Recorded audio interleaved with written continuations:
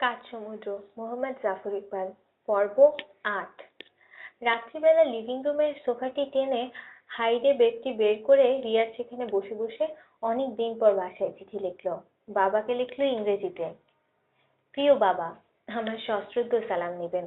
আপনি শুনে খুশি হবেন, এই সামারে আমি আইটিপিতে কাজ করছি। আইটিপি আমার ফিল্ডে সবচেয়ে বিখ্যাত গবেষণা প্রতিষ্ঠানের একটি। আমি যার সাথে কাজ করছি তিনি এ ব্যাপারে আন্তর্জাতিকভাবে বিখ্যাত। সামারের শেষে যদি তার সাথে কিছু পাবলিকেশন তাড়া করাতে পারি, সেটা ভবিষ্যতে খুব কাজে দেবে। আমার মাস্টার্স প্রায় শেষের পথে। সরাসরি পিএইচডি করব নাকি ১-২ বছর ইন্ডাস্ট্রিতে কাজ করে কিছু অভিজ্ঞতা সঞ্চয় করব, এখনো সিদ্ধান্ত নিতে পারছি না। আপনারা কেমন আছেন? শরীরের যত্ন নেবেন। সেদিন নিউ জার্সিতে একটা নিবন্ধে দেখেছি, প্রতিদিন খানিকটা করে শারীরিক পরিশ্রম করা হলে আয়ু এবং জীবনের মান অনেক বেড়ে যায়। আপনার শারীরিক পরিশ্রম বলতে গেলে হয় না, নিয়ম করে হলেও ভোরবেলা মাইল খানেক হাঁটবেন। আপনার স্নেহের রিয়াজ। মাকে লিখলো বাংলায়। মা, তোমার চিঠি উত্তর দিতে অনেক দেরি করে ফেললাম। তোমার সাথে চিঠি লেখার কম্পিটিশনে আমি অবশ্য কোনোদিন পারবো না, তাই তার চেষ্টাও করিনি। কাজকর্মে খুব চাপ থাকে, তাই গুছিয়ে চিঠি লিখতেও পারি না। তুমি জানতে চেয়েছো কবে দেশে আসবো। এখন মাস্টার্সের শেষের দিকে আছি। দেশে এলে পড়াশোনার ব্যাঘাত হবে। এক ধাক্কায় পুরোটা শেষ করে ফেলতে চাই। তাছাড়া প্লেনের ভাড়া সাংঘাতিক, সেটা জোগাড় করতেও কালো ঘাম ছুটে যাবে। এই সামারের কাজ শেষ হলে হাতে কিছু টাকা জমতে পারে, তখন আসবো সামনের বছর। ছোট চাচার বড় মেয়ের কথা লিখেছো, সেটা নিয়ে তুমি খামোখা মন খারাপ করো না। এখন সবাই বড় হয়েছে, নিজের মতো করে থাকবে। কিন্তু তোমার মন খারাপ করার কি আছে? ডাক্তার সাহেবের ছেলের কথা শুনে খুব অবাক হলাম। আমি এতদিন ছেলেটাকে ভালো বলেই জানতাম, তলে তলে এই অবস্থা কে জানতো। বুয়ার মেয়ের বিয়ে ভালোই ভালোই সমাধান হয়েছে শুনে খুশি হলাম। রিকশাওয়ালা জামাইয়ের যদি এত দাবি দেওয়া থাকে, পাইলট জামাইয়ের দাবি দেওয়া কি হবে? তুমি শুনে খুশি হবে যে আমি মোটামুটি রান্না শিখে গেছি। এবারে দেশে এলে তোমার কাছ থেকে হাতে কলমে ট্রেনিং নিয়ে নেব। চিজ কেক বলে এক ধরনের কেক তৈরি হয়, তুমি সেটা তৈরি করতে জানো? সবাইকে নিয়ে ভালো থেকো, তোমার রিয়াজ। ছোট বোন শিউলিকে লিখলো। শিউলি, আমি কোত্থেকে চিঠি লিখছি শুনলেই তোর সন্দেহ বাগিশ মন ফুল টাইম কাজ শুরু করে দিবে। আমাদের অফিসে ক্রিস্টিনা নামে একটা মেয়ে কাজ করে। মেয়েটার চেহারা বেওয়াচের নায়িকাদের মতো। মেয়েটা ১ মাসের জন্য ক্যাম্পিং এ গিয়েছে। সেই ১ মাস আমি তার বাসায় আছি। মেয়েটার একটা বিড়াল আছে, দেখতে শুনতে একেবারে 100% বাংলাদেশের বিড়ালের মতো। কিন্তু সেটার ভাবভঙ্গি আচার ব্যবহার একেবারে আমেরিকান স্টাইলে। সেটাকে বাংলায় ডাকাডাকি করলে কাছে আসে না, ইংরেজিতে ডাকতে হয়। এই দেশে যে বিড়ালদের এত খাবার আছে আমি জানতাম না। তুই কি জানিস বিড়ালকে পুষ্টিসম্মত খাবার না খাওয়ালে সেটার শরীরে ভিটামিনের অভাব হতে পারে? তোদের ইউনিভার্সিটির কি খবর? ক্লাস হয় নাকি এক হরতালের পর আরেক হরতাল? যতদিন দেশে ছিলাম হরতাল জিনিসটাকে মোটামুটি ভাবে গ্রহণযোগ্য একটা ব্যাপার বলে মনে হতো। এই দেশে এসে পুরো ব্যাপারটাকে একটা অবিশ্বাস ও পাগলামো মনে হয়। যাই হোক, আমি এই ঠিকানায় ১ মাস আছি, অফিসের কাছে বাসা। মনে হচ্ছে সামনের ১ মাস তুলনামূলকভাবে শান্তিতেই কাটিয়ে দেবো। ভালো থাকিস, রিয়াজ। রিয়াজ অবশ্য তখনই জানতো না, পরবর্তী ১ মাস শান্তিতে কাটিয়ে দেয়া তার ভাগ্যে ছিল না। ক্রিস্টিনার বাসায় রিয়াজের ১ সপ্তাহ কেটে গেল। এই দেশে ছাত্র হয়ে এসেছে। এই পর্যন্ত ছাত্রদের ডরমিটরি কিংবা ছোট ঘিঞ্জি অ্যাপার্টমেন্টে কয়েকজন মিলে গাদাগাদি করে থেকে এসেছে। এই প্রথম সে একটা সত্যিকারের বাসায় থাকছে। খোলামেলা সুন্দর ঝকঝকে বাসা। আধুনিক জীবনের যত রকম বিলাস সামগ্রী থাকার কথা এখানে সবই আছে। বিড়ালের খাবার পর্যন্ত কৌটো করে আসে, সেই কৌটা খোলার যন্ত্র পর্যন্ত রয়েছে। রিয়াজের সবচেয়ে পছন্দ হচ্ছে কফি গুঁড়ো করার যন্ত্রটি। হাতের মুঠির মতো ছোট রিইনফোর্সড প্লাস্টিকের একটা কৌটো। ঢাকনা খুলে কফি বিন ঢেলে ঢাকনা বন্ধ করে সুইচ চেপে ধরতেই নিমেষে কফি গুঁড়ো হয়ে যায়। যারা কড়া কফি খেতে চায় তাদের জন্য বেশি মিহি গুঁড়ো, যারা হালকা খেতে চায় তাদের জন্য বড় বড় দানা। ক্রিস্টিনার বিড়াল কিটির সাথে এখনো ভাব হয়নি, শুধুমাত্র পরিচয়টা হয়েছে। এমনিতে নিজে থেকে তার কাছে আসে না, শুধুমাত্র খাবারের কৌটা খোলার শব্দ পেলেই যেখানে থাকুক তার কাছে ছুটে আসে। লেজ তুলে একটু আহ্লাদি করারও চেষ্টা করে।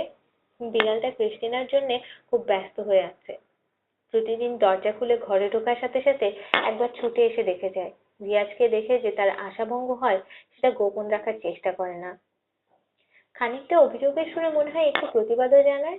আজকেও দরজা খুলে ঢোকার পর রিয়াজকে দেখে বিড়ালটা মনক্ষুণ্ণ হয়ে নিচু স্বরে একটু অভিযোগ করলো। রিয়াজ হাতের জিনিসপত্র টেবিলে রাখতে রাখতে বলল, বিড়াল মিয়া, আসল অবস্থা তো জানো না, তাই এত কমপ্লেন। বিড়ালটি বাংলা শুনে অভ্যস্ত নয়, তাই আবার একটু প্রতিবাদ করলো। রিয়াজ মাথা নেড়ে বলল, জি না, আমি তোমার সাথে ইংরেজিতে কথা বলতে পারবো না। শুনতে ইচ্ছা না হলে তুমি শোনো না। রিয়াজ লক্ষ্য করলো বিড়ালটার সাথে কথা বললে প্রতিবারই উত্তরে সেও কিছু একটা শব্দ করে। দেখে মনে হয় সত্যি যেন কথা বুঝতে পেরে এক ধরনের বাক্যালাপ চালিয়ে যাচ্ছে। এবারেও ব্যতিক্রম হলো না। একটু দূরে দাঁড়িয়ে থেকে বিড়ালটা ম্যাও করে শব্দ করলো। রিয়াজ বলল, খিদে পেয়েছে নাকি? একটু দাঁড়াও বাপু, সবসময় এত খাই খাই করো কেন? রিয়াজ বিড়ালের খাবারের কৌটো বের করে খুলে তাকে খেতে দিয়ে তার লেটার বক্স পরিষ্কার করলো। তারপর বাথরুমে ঢুকে দীর্ঘ সময় নিয়ে গোসল করে বের হয়ে এলো। রিয়াজ খুব গোছানো স্বভাবের নয়। জুতো খুলে এক জায়গায় রাখে, মোজা অন্য জায়গায়, প্যান্ট এক জায়গায়, আন্ডারওয়্যার গেঞ্জি আরেক জায়গায়। সে যেখানে থাকে কিছুক্ষণের মাঝে পুরো জায়গাটা জিনিসপত্র জামা কাপড়ে ছড়িয়ে ছিটিয়ে দেয়। ক্রিস্টিনা ফিরে আসে সপ্তাহখানেক আগে থেকে সে ঘর দর পরিষ্কার করা শুরু করবে। ফ্রিজে দুদিনের আগে রান্না করা খাবার ছিল, মাইক্রোওয়েভে গরম করে সে খেতে বসলো। একা একা বসে খেতে নিজেকে কেমন জানি বোকা বোকা মনে হয়। জিয়াস তাই সবসময় অন্য একটা কিছু করতে করতে খায়। বেশিরভাগ দিনই সে খাবার প্লেট হাতে নিয়ে টেলিভিশনের সামনে বসে। আজ সে ক্রিস্টিনার মেল বক্স থেকে উদ্ধার করা রাজ্যের কাগজপত্র নিয়ে বসলো। নিজেকে কি পরিমাণ অপ্রয়োজনীয় কাগজপত্র ছাপা হয় সেটা অবিশ্বাস্য। একজন মানুষের মেল বক্সে যত চকমকে রঙিন কাগজ জমা হয় সেটা 10 ভাগের 1 ভাগও খুলে দেখে না। তবুও প্রতিদিন এই পরিমাণ জাঙ্ক মেল কেন পাঠানো হয় কে জানে। ক্রিস্টিনার জাঙ্ক মেল শেষ করে রিয়াজ টেবিলের উপর থেকে শিউলির চিঠিটা বের করলো। চিঠিটা সে এর মাঝে কয়েকবার পড়েছে এবং প্রত্যেকবারই কোনো একটি অজ্ঞাত কারণে একটু বিষণ্ণ অনুভব করেছে। চিঠি কোথাও মন খারাপ করার কোনো কথা লেখা নেই, কিন্তু তবুও পড়ে কেন যে মন খারাপ হয়ে যায়। রিয়াজ আবার পুরো চিঠিটা পড়লো। খুব সুন্দর করে গুছিয়ে লেখা, কোথাও কোনো ভুল ত্রুটি নেই, ভাষার মারপ্যাচ নেই। মাকে নিয়ে লিখেছে। যতদিন যাচ্ছে মা ততই যেন সাধু সন্ন্যাসীর মতো হয়ে যাচ্ছে। কোনো কিছুতেই রাগ নেই, ও দুঃখ পায় না, অবাক হয় না। রিয়াজ বাক্যটা কয়েকবার পড়লো।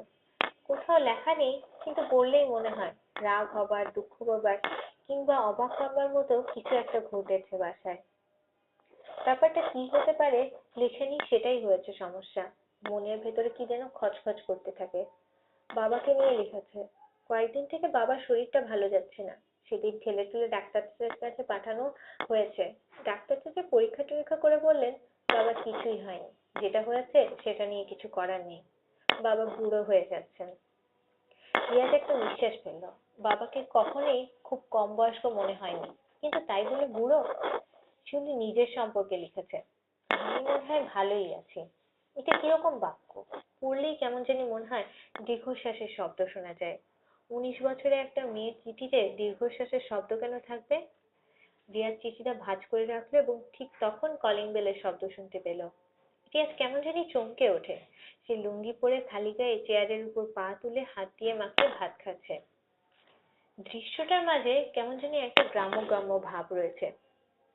সেই দৃশ্যটা কাউকে দেখাতে চায় না। হাত ধুয়ে সে শরীরে একটা টি-শার্ট গলিয়ে নিল। যেই এসে থাকুক সে তার কাছে আসেনি, তাতেই তাকে দরজা থেকেই বিদায় করে দেয়া হবে। তবুও লুঙ্গি পায়েতে একটা প্যান্ট পরে নেবে কিনা একটু চিন্তা করলো।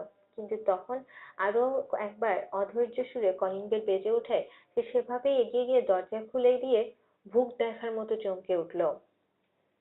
দরজার সামনে ক্রিস্টিনা দাঁড়িয়ে আছে। ক্রিস্টিনাকে দেখে সে যতটুকু অবাক হলো তার থেকে অনেক বেশি অবাক হলো তার অবস্থা দেখে। বাম চোখটা প্রায় বুজে গেছে, চোখের নিচে গোল হয়ে রক্ত জমে আছে, ঠোঁটের কাছে কোথায় জানি কেটে গিয়ে লাল হয়ে আছে, মাথার চুল অবিন্যস্ত, সমস্ত চেহারা বড় ধরনের বিপর্যয়ের চিহ্ন।